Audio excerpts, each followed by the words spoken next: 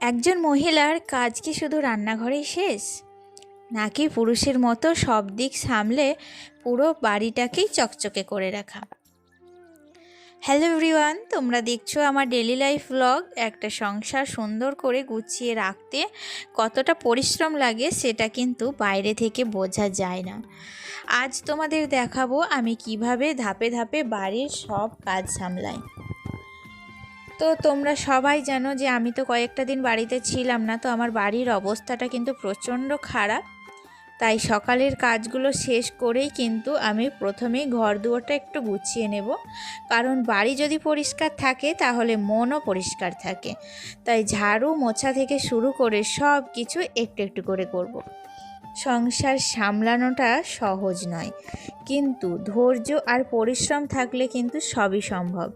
তাই একজন মহিলাকে অনেক সময় পুরুষের মতোই সব দায়িত্ব নিতে হয়। বাড়ি থাকলেই শুধু হয় না, সেই বাড়িটার পেছনে কত রকমের পরিশ্রম আমাদের কিন্তু দিতে হয়, তবেই কিন্তু আমরা সব শেষে একটা সুন্দর পরিষ্কার ঝকঝকে বাড়ি উপহার পাই। তো আমার বাড়ি অন্যান্যদের বাড়ির তুলনায় কিন্তু অনেকটাই নিচু জাতীয়, কারণ এখন যে ধরনের বাড়ি ঘর সবাই তৈরি করছে, ঝা চকচকে টালি মার্বেল বসিয়ে প্লাস্টিক কালার করে তাতে কিছু ডেকোরেশন দিয়ে তাদের বাড়িগুলোর তুলনায় আমার বাড়ি কিন্তু অনেকটাই নিম্ন এবং মধ্যবিত্তদের যেমন বাড়ি হয় সেই রকমই বাড়ি। তবুও আমি কিন্তু আমার বাড়িটাকে আমার কাছে স্বর্গের সমান করে রাখতে পছন্দ করি, কারণ বাড়ি যেমনই হোক সেই বাড়িটাকে সুন্দর করে সাজিয়ে রাখাটা কিন্তু বাড়ির গৃহিণীরই কর্তব্য। একজন গৃহিণী যদি সেই বাড়িটাকে সুন্দর করে সাজিয়ে রাখতে পারে তাহলে সেই বাড়িটা কিন্তু স্বর্গের সমান হয়ে যায়। তো সেই বাড়িটাতে কিন্তু স্বর্গ সুখ এনে দিতে পারে। তো আমি কিন্তু সারা দিন আমার বাড়ির পেছনে যতটুকু পরিশ্রম আমি দিই, ততটুকু কিন্তু আমি লাস্টে যে আনন্দটুকু পাই বাড়ি ঝকঝকে পরিষ্কার পরিচ্ছন্ন দেখে, তার তুলনায় কিন্তু অনেকটাই কম।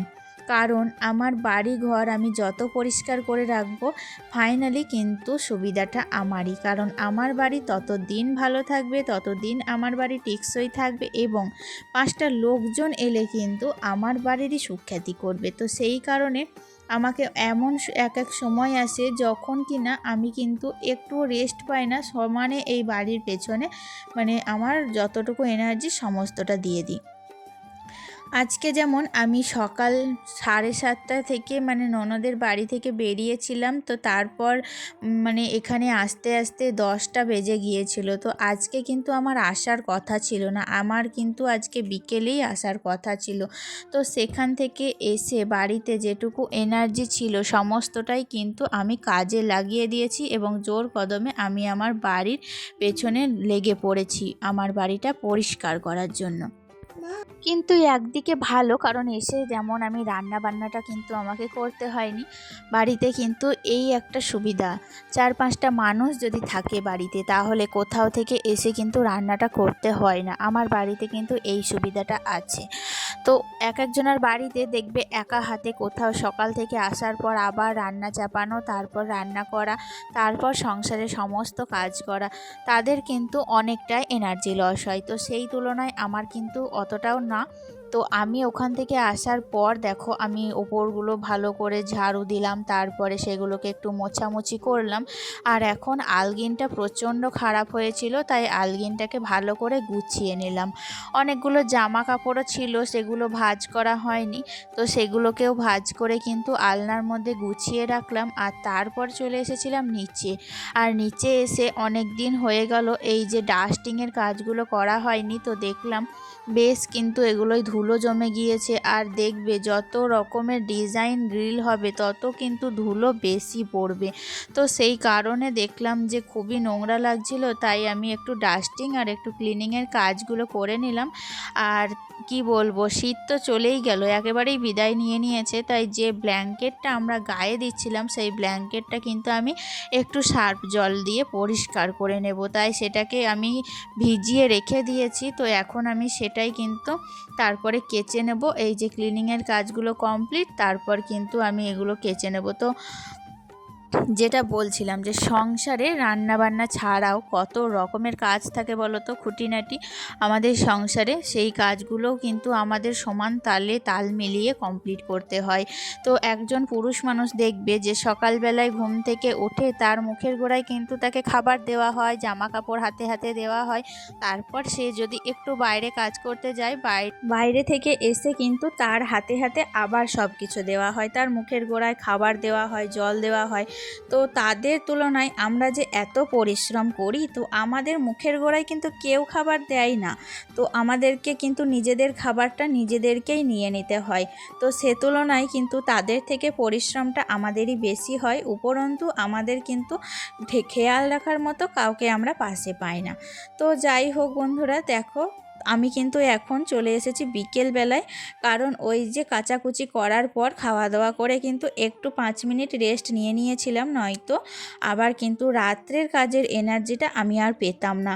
এক জায়গা থেকে এসেছিলাম, তারপর তো একটু শরীরটা অসুস্থ করছিল, তো অসুস্থ করলেও আমি সংসারের যাবতীয় সমস্ত কাজ কমপ্লিট করে একটু কাচাকুচি করে স্নান সেরে তারপর রেস্ট নিয়ে নিয়েছিলাম।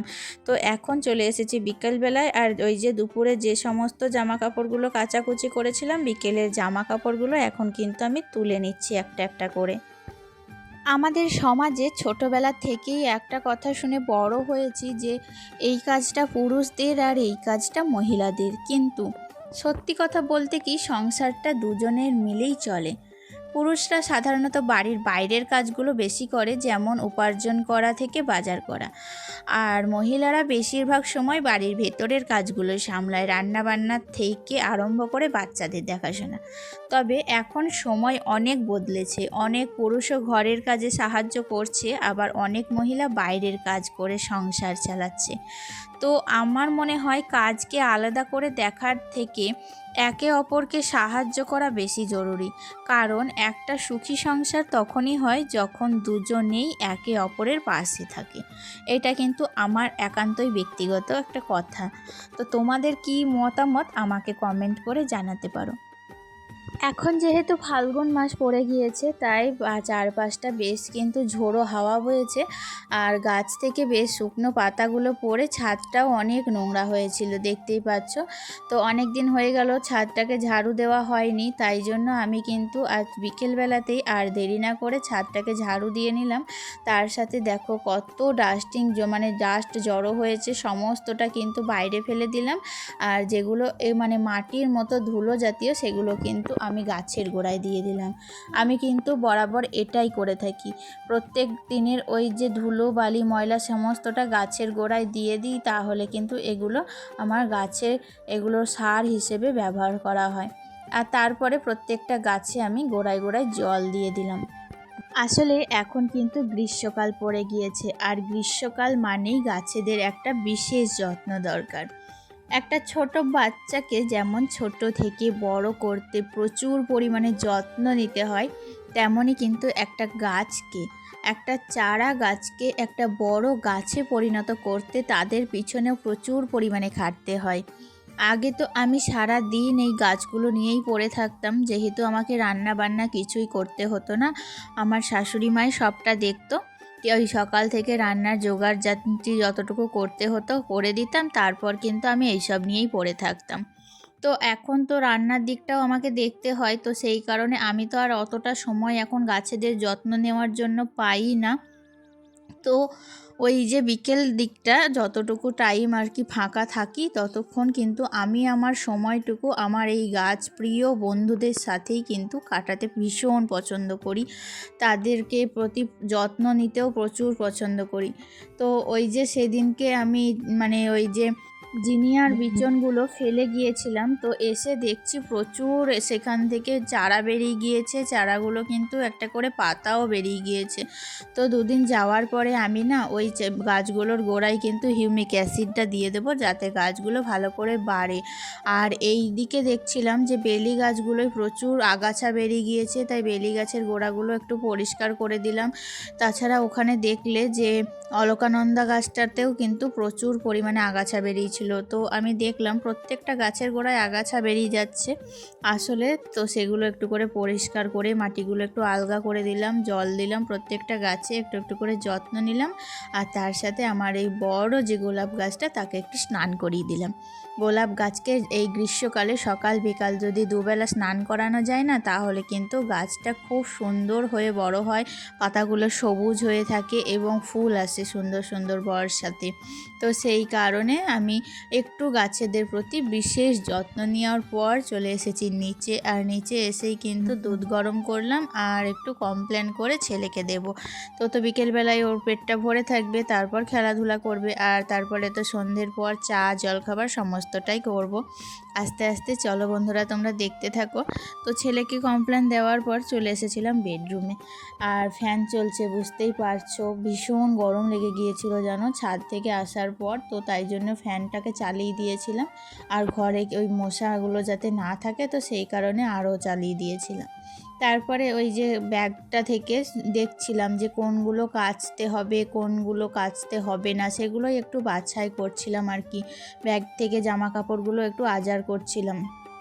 তার সাথে যেগুলো গুছিয়ে রাখার সেগুলো গুছিয়ে রাখতে হবে একটু একটু করে। এবার তো সবটুকুই সামলাতে হবে, তো সেই জন্যই আমি কিন্তু সারা বিকেলটা আজকে এরকমভাবেই কাটিয়ে দিলাম।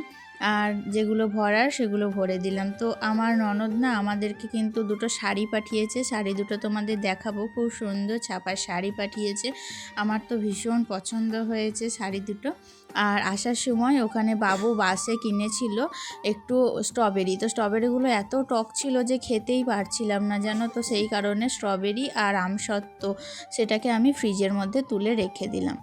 তো চলো তাহলে বন্ধুরা আজকের মতো ভিডিওটি এখানেই শেষ করছি। দেখা হচ্ছে নেক্সট ব্লগে। আশা করছি আজকের ব্লগটি তোমাদের সবারই খুব ভালো লেগেছে। আর অবশ্যই কিন্তু তোমরা আমাকে কমেন্ট করে জানিও তোমাদের কেমন লেগেছে। ভালো লাগলে লাইক করে দিও, পাশে থেকো বন্ধুরা। দেখা হচ্ছে নেক্সট ভিডিওতে। আজকে আসি, টাটা।